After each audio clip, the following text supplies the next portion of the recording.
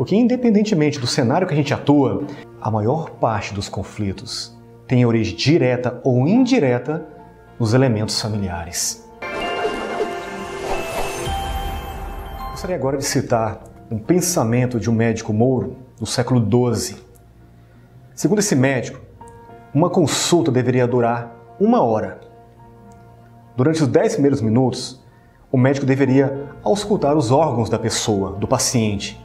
Nos 50 minutos restantes, ele deveria sondar a alma da pessoa. Extremamente atual. Hoje em dia é muito comum, especialmente no Ocidente, nós temos um tratamento médico muito focado em remediar sintomas. Por exemplo, eu posso ir ao médico com uma tosse. Ele pode recomendar um remédio para que eu pare de tossir, mas não necessariamente descobrir a causa daquela tosse. Eu posso chegar reclamando uma constante dor de cabeça. Recebo um remédio para dor de cabeça, mas não necessariamente descobrimos o que vem gerando essa dor de cabeça. Essa crítica que nós fazemos diz respeito a como abordamos as situações de conflitos. Para nós, não basta essa visão limitada e até certo ponto um pouco inocente de buscar simplesmente soluções para conflitos. Para nós é importante estabelecer um diagnóstico sobre o que gerou o conflito, para que a gente possa ir na raiz da questão e impedir que ele volte de outra forma. Constantemente a gente percebe isso.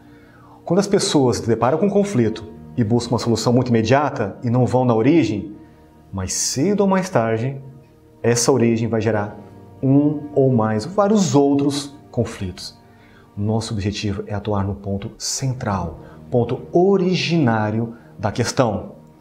Gostaria de trazer mais um elemento.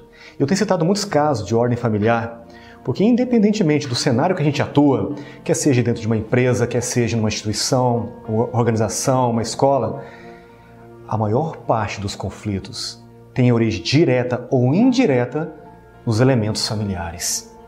E esse caso diz respeito ao seguinte.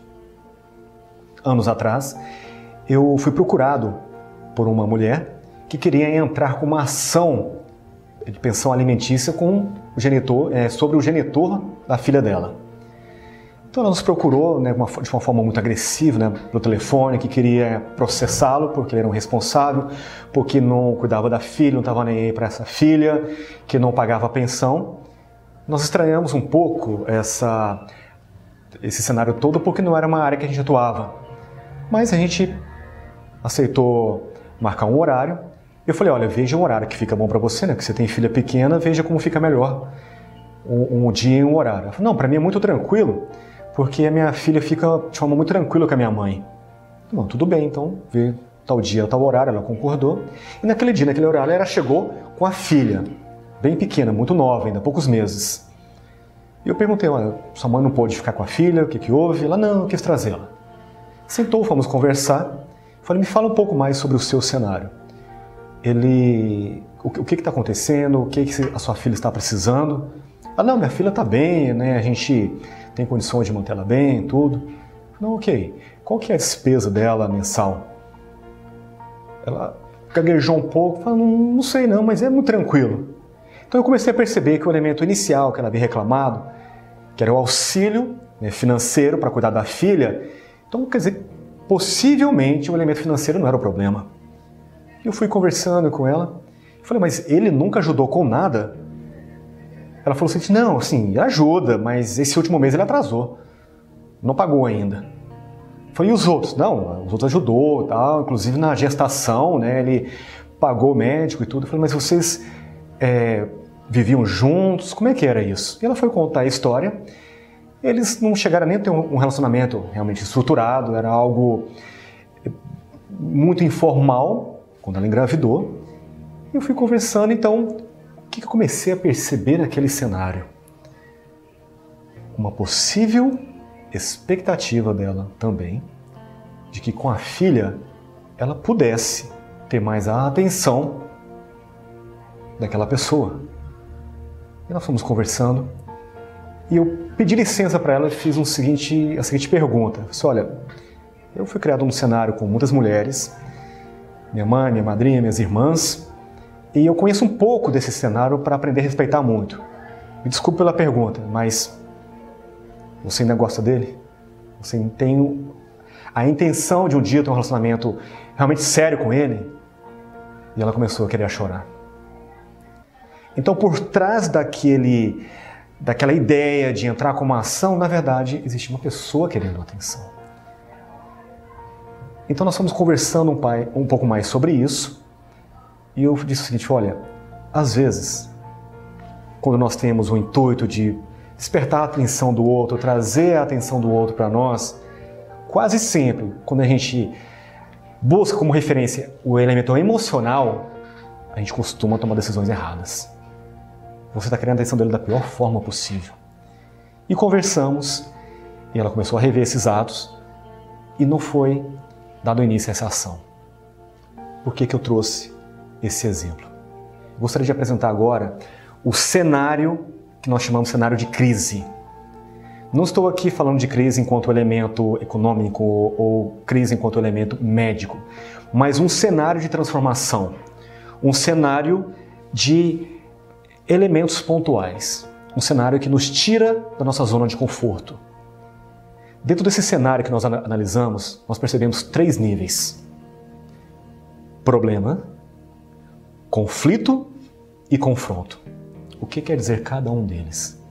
Eu posso ter um problema pessoal. Eu posso ser uma pessoa que passou por uma experiência negativa que me leva a ser perfeccionista. Esse é um problema meu. As minhas coisas eu preciso que elas sejam perfeitas. A partir do momento que esse meu problema pessoal extrapola para uma relação interpessoal, eu posso começar a gerar conflito com as pessoas. Eu posso estar em um relacionamento com uma pessoa que, ao contrário de mim, ao meu oposto, pode ser mais desleixado, mais descuidado, uma escolha dela. E eu posso começar a gerar elementos de conflitos. E eu entro em conflito com essa pessoa. Quando eu tenho um conflito com uma pessoa e começa a aparecer possíveis soluções e eu começo a descartar todas elas, possivelmente eu estou no 3º nível, confronto. Porque por algum motivo eu quero continuar em conexão com aquela pessoa, ou implicando, ou querendo a atenção dela, querendo destruí-la, eu estou no 3º nível, confronto. E em muitos casos, a competição. Por que isso é importante? Para essa mulher com essa criança, ela estava manifestando todos esses elementos. Ela estava no elemento de confronto com o genitor, né, da filha dela, porque por mais que a gente oferecesse uma solução ou outra, ela queria a atenção dele. Então ela criava e recriava vários conflitos para manter essa conexão. Isso tudo em virtude de um problema originário. O que ela queria? Ela queria um relacionamento que ele não estava disposto a ter. Ele dava sim atenção para a filha, mas não necessariamente para ela. E ela queria atenção para ela. Então é importante que você entenda isso. Um cenário de crise e os seus níveis. Por quê? O remédio para um conflito não necessariamente cura a origem desse conflito. Da mesma forma que esse mesmo remédio pode não resolver o confronto. É importante sabermos em que nível, que estágio está essa crise para a aplicação certa do remédio certo. Por isso nós chamamos essa abordagem nossa de diagnóstico dos elementos originários do conflito. Assimile bem essa ideia, iremos explicar isso com um pouco mais de detalhe a partir de agora.